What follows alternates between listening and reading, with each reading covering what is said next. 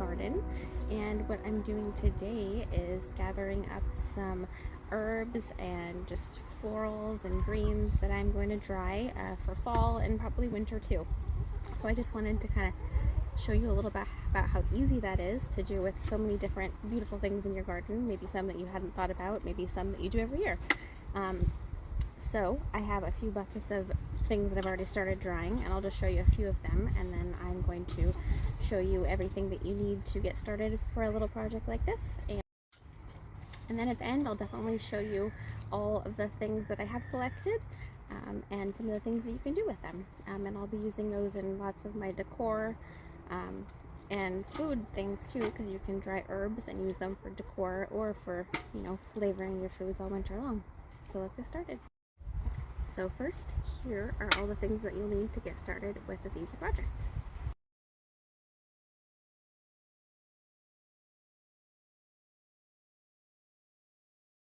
Now that you have all your tools ready, let's get in the garden and start gathering some fun things to dry.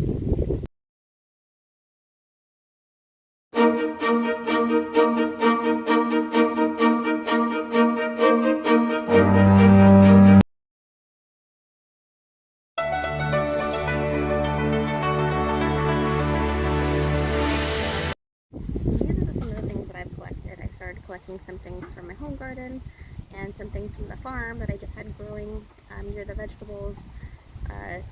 Some of my cover crop, actually, clover, which is actually really pretty. I'll show you some of that. This is a red clover, I believe, as cover crop, and it's actually dried a great burnt orange color, and it looks really nice. It's got actually really long stems, so that's drying really well. Some other things are these just interesting little grasses. So I feel like this must be crossed with something. It's kind of like a wheat or grass seed or something, but it's really cool. It'll be really cool popping out of an awesome fall bouquet. And then also just some cool branches. I found these. I don't even actually know what these are. It was something that was actually already dried that I found, but I thought those looked very great. Would be great on a tablescape maybe. And then I also have some fun things, just like, these are actually just parsley seed heads. They look really cool. You can also do this with dill. They're very similar looking. Carrots, the same thing. They all kind of look like this when they're getting ready to drop their seeds. So if you get them before they drop their seeds, you can use these seeds, but you can also just use them for decoration, or both, whatever you want. There's some more really cool grasses that I've found. So you just kind of gotta get outside, think outside the box as far as what you think of as a dried floral. It doesn't have to be, roses or a hydrangea, although those are wonderful also. I'm definitely doing those too. But, greens and things that'll just dry really nice. These are actually totally dry and they're still nice and green, so they actually look really cool. They'll be a great accent to all the other things. And so some more things that I guess would be in the herb or medicinal plant family. I have some calendula, and so I actually took the seed heads off of these already, and they just, part of them, and they just kind of have this nice, this is like half of a bouquet basically on its own, so that's all stuck together, but that's all dried and it's doing really nice. And then I just have some other herbs, you have like salvia and things like that. These actually look really neat. They've already dropped their seeds, but this is the part that held the seed, and that looks really cool also. And actually part of the green part is staying green too. We got some more things, a lot of things that drop their seeds, like you could do poppies. Those seed heads look really cool when they're dry. I don't have any right now, but those would be cool.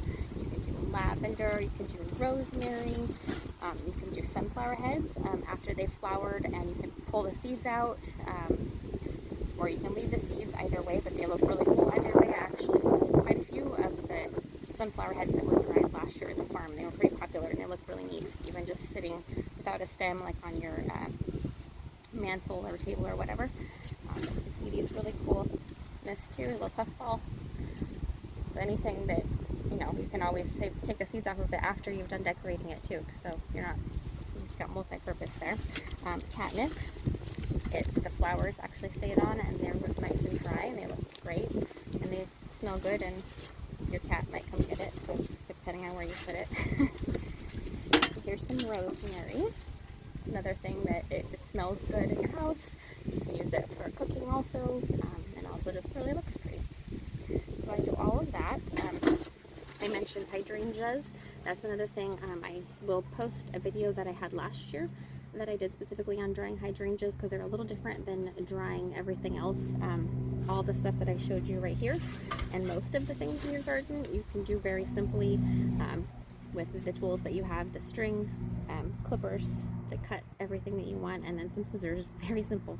I like a cotton string. It's the best. And then basically you can hang it from the ceiling. You can hang it from one of those herb drying racks. You can put it in a dehydrator if you wanted, or you can just set it on your mantle and let it dry like that. I usually hang everything upside down. That way gravity's helping you, so everything, when you put it in a vase when it is dry, will stand up straight and basically look fresh. Otherwise they can get kind of crinkly. The hydrangeas are what I usually do with that. Just a quick thing if you want to watch the video also, but basically you just want them to run out of water, so you don't want to dry them hanging upside down or without any water at all. Then they get really crinkly and they don't quite look lifelike anymore. So if you put it in a vase with just like an inch or so of water and just let it run under water, it'll dry slowly and they will look almost like they're totally alive and still perfect like the day that you picked them for quite a long time. So let's start tying up some of these little bundles, and we're going to get these hung up, and then you're going to see them, I'm sure, throughout fall in my decorating, and I'll probably have a lot for sale at the farm this year. I'm starting a little early because last year they were so popular, so I'm hoping dried florals of many kinds are going to be in everyone's decor wish list this year. I know they're on mine. Have a wonderful day, everyone. Get outside, have fun.